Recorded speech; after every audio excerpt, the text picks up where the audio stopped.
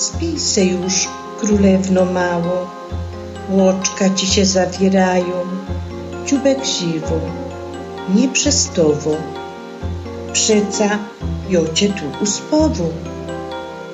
Bo powiem ci też bajeczka i zaśpiewą piosyneczka. Jocie byda sam hulała, a ty będziesz zasypiała. Spij se fajnie, aż do rana, co będziesz dobrze wyspana.